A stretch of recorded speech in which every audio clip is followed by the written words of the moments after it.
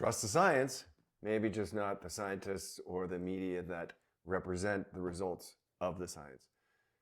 I just want to take a minute to highlight a statistical manipulation tool that you may have been a victim of or at least been subjected to.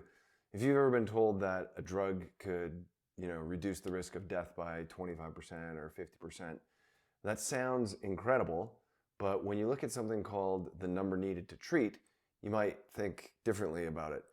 And the results of these types of manipulation tools on society have been pretty enormous. So let's take a look.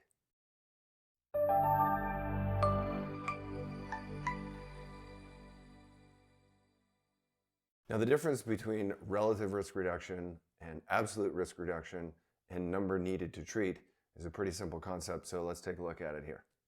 Okay, so if we use this sort of imaginary study that I just made up, and there's in the treatment group, in other words, the group that gets the medication, there's 100 people in that group, and over the course of 10 years, 5 of them died, versus the control group that got a placebo, there was also 100 people in that group, and over the course of 10 years, 10 of them died. So that would be expressed in a relative risk reduction as saying there were half as many deaths, right? 5 compared to 10. So that's a 50% relative risk reduction. And the media would go nuts and they'd say, if you take this drug, there's a 50%, reduction in the risk of death. But expressed as an absolute risk reduction, you would say for every 100 people treated, the treatment group had 5 fewer deaths, right? 5 compared to 10. So 5 fewer deaths.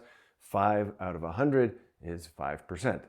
So the absolute risk reduction is 5%. Now, if you bring that down to the lowest common denominator, instead of 5 out of 100, you would say 20 people would be needed to be treated to save 1 life.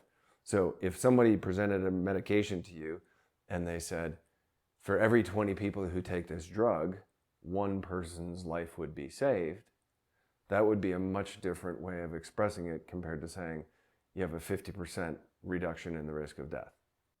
So let's put that in practical terms and we'll use the example of statins, okay? Now, before we go any further, I'm not telling anybody they shouldn't take statins.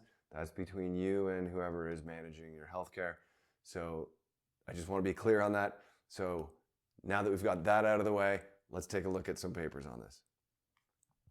So this paper back in 2015 titled How Statistical Deception Created the Appearance That Statins Are Safe and Effective in Primary and Secondary Prevention of Cardiovascular Disease. The authors point out that the difference between the absolute and relative risk reduction and the NNT, or number needed to treat, they highlight many large-scale trials to date as of 2015 when the paper was published. For example, they looked at the much-touted ASCOT trial with over 10,000 subjects.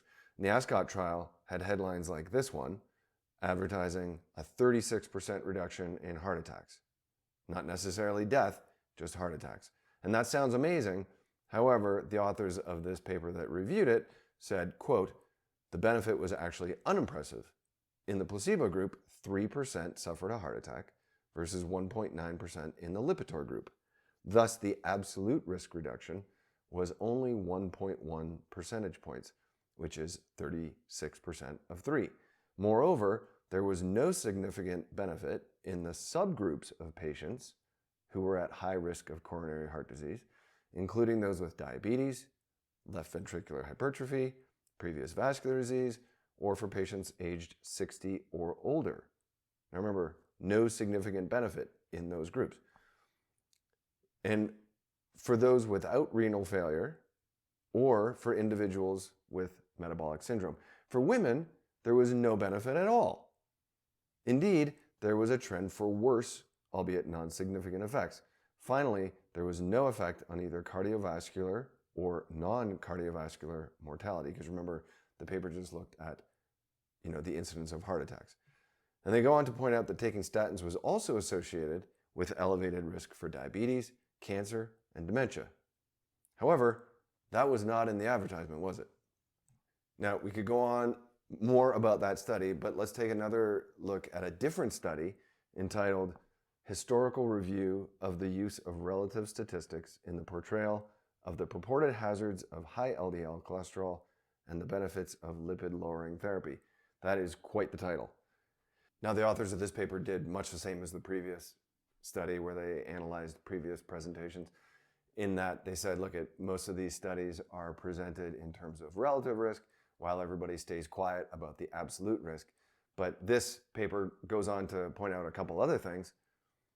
They included a graphical representation of the relative versus absolute risk benefits from a paper that said 54% reduction in deaths from heart attacks. And you can see that here. So as you can see, 35% of the people taking Crestor, which is a statin, ended up dying due to heart attack, compared to 0.76 of the people taking the placebo. So 0.35% of the people taking Crestor, 0.76% of the people taking the placebo. And then, 35 is 54% less than 76. So it's a 54% risk reduction, relative risk reduction, right? But 0.35% is only 0.41% less than 0.76%. So the absolute risk reduction is really only 0.41%. In other words, if you take the drug, you have 0.41% less chance of dying of a heart attack than if you didn't take the drug, right? So that would mean the number needed to treat is 244. So for every 244 people taking the drug, you'd prevent one heart attack death, but at the same time, you would increase the risk of diabetes, dementia, cancer, and other causes of death. So then the other thing that this paper did is they looked at studies that presented the data to doctors and patients in terms of relative risk and absolute risk. And they said, before, what would your decision be on taking the drug? And they presented it to them as a relative risk. And then they presented it to them as the absolute risk. And they said, how does your opinion change? And this is what they said. You can see from this chart, lo and behold, there's a sharp decline in prescription rates. So then what if patients were informed of the absolute versus relative risk? And again, we see a sharp decline in the number of people willing to take the drugs. So then we can look at another paper, probably the most authoritative one on the topic of taking statins for primary prevention of cardiovascular disease. And this was from the Journal of the American Medical Association and their U.S. Preventive Services Task Force in 2022. And they stated it clearly and simply: in people with no history of heart attack or stroke, but otherwise having risk factors including diabetes, hypertension, high LDL, or other risk factors, you have the following benefits from taking statins. When it comes to reducing all-cause mortality, the relative risk reduction is 8%, but the absolute risk reduction is 0.35%. So the number needed to treat is 286. So when people have high LDL, high blood pressure, diabetes, or these other things that put you at high risk for cardiovascular disease, 286 people need to take statins to save one life. For strokes, the relative risk reduction was 22%, but the absolute risk reduction was 0.39%, which makes the number needed to treat 256. For fatal or non-fatal heart attacks, again, relative risk reduction was 33%, but the absolute risk reduction was 0.85%, which means 118 people need to take the statins to stop one fatal or non-fatal heart attack. So I use statins as an example for this idea of number needed to treat. But if you want to play around with other things, there's actually a website called thennt.com, and you can just go there and look up any topic that you're interested in, and you can find out the number needed to treat. For example, just type in statins, right? And you can see here for people at low risk, if you take statins, you would prevent one non-fatal heart attack for every 217 people taking the drug, and prevent one stroke for every 313 people taking the drug. But at the same time, you would create muscle pain and damage in 1 out of 20 people, and also for every 204 people taking the drug, you would give them diabetes. And then what about people who have yet to suffer a heart attack or stroke, but are at high risk because they're overweight or a smoker or high cholesterol or something that's a predisposing factor? Again, we see no mortality benefit. 1 in every 104 people may prevent a non-fatal heart attack. 1 in 154 may prevent a non-fatal stroke, but yet 1 in 50 will develop diabetes, and 1 in 10 will suffer muscle pain and damage. So in the end, the ultimate decision that you make is up to you, right? Your doctor is there to advise you, not to railroad you or bulldoze you, right?